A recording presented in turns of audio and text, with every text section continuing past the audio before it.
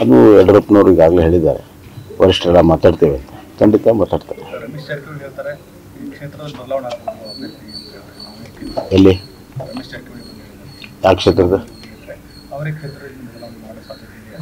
ಅಲ್ಲ, ರಮೇಶ್ ಜಾರಕಿಹೊಳಿ ನಮ್ಮ ಹೈಕಮಾಂಡ್ ಜೊತೆ ಟಚ್ಚಲ್ಲಿ ಇರ್ಬೋದು, ಗೊತ್ತಿಲ್ಲ ನನಗೆ. ಮನವರಿಕೆ ಆಗ್ಬೋದು ಸರ್ ಈಶ್ವರಪ್ಪನವರು. ಆಗುತ್ತೆ. ಈಗ ಆರಗ ಜ್ಞಾನೇಂದ್ರ ಅವರೆಲ್ಲ ಹೋಗಿದ್ದಾರೆ ಸರ್ ಮನೆ. ರಮೇಶ್ ಜಾರಕಿಹೊಳಿ ನಾನಂತೂ ನೋಡಿಲ್ಲ, ಇಂಥವು ನಿಮ್ಮ ಕಣ್ಣಿಗೆ ಕಾಣ್ತದೆ. ಧನ್ಯವಾದ.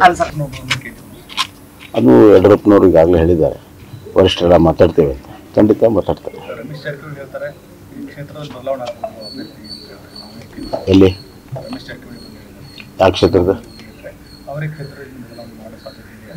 ಅಲ್ಲ, ರಮೇಶ್ ಜಾರಕಿಹೊಳಿ ನಮ್ಮ ಹೈಕಮಾಂಡ್ ಜೊತೆ ಟಚ್ಚಲ್ಲಿ ಇರ್ಬೋದು, ಗೊತ್ತಿಲ್ಲ ನನಗೆ.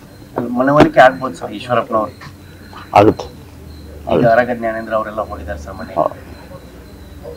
ರಮೇಶ್ ಜಾರಕಿಹೊಳಿ ನಾನಂತೂ ನೋಡಿಲ್ಲ, ಇಂಥವು ನಿಮ್ಮ ಕಣ್ಣಿಗೆ ಕಾಣ್ತದೆ. ಧನ್ಯವಾದ. ಅದು ಯಡಿಯೂರಪ್ಪನವರು ಈಗಾಗಲೇ ಹೇಳಿದ್ದಾರೆ, ವರಿಷ್ಠರೆಲ್ಲ ಮಾತಾಡ್ತೇವೆ ಅಂತ. ಖಂಡಿತ ಮಾತಾಡ್ತಾರೆ. ರಮೇಶ್ ಜಾರಕಿಹೊಳಿ ಹೇಳ್ತಾರೆ ಈ ಕ್ಷೇತ್ರದ ಬದಲಾವಣೆ ಅಭ್ಯರ್ಥಿ ಎಲ್ಲಿ ರಮೇಶ್ ಜಾರಕಿಹೊಳಿ ಯಾವ ಕ್ಷೇತ್ರದ ಅವರೇ ಕ್ಷೇತ್ರದಲ್ಲಿ ಬದಲಾವಣೆ ಮಾಡೋ ಸಾಧ್ಯತೆ ಇದೆಯಾ? ಅಲ್ಲ, ರಮೇಶ್ ಜಾರಕಿಹೊಳಿ ನಮ್ಮ ಹೈಕಮಾಂಡ್ ಜೊತೆ ಟಚ್ಚಲ್ಲಿ ಇರ್ಬೋದು, ಗೊತ್ತಿಲ್ಲ ನನಗೆ. ಮನವರಿಕೆ ಆಗ್ಬೋದು ಸರ್ ಈಶ್ವರಪ್ಪನವರು. ಆಗುತ್ತೆ. ಈಗ ಆರಗ ಜ್ಞಾನೇಂದ್ರ ಅವರೆಲ್ಲ ಹೋಗಿದ್ದಾರೆ ಸರ್ ಮನೆ. ರಮೇಶ್ ಜಾರಕಿಹೊಳಿ ನಾನಂತೂ ನೋಡಿಲ್ಲ, ಇಂಥವು ನಿಮ್ಮ ಕಣ್ಣಿಗೆ ಕಾಣ್ತದೆ. ಧನ್ಯವಾದ.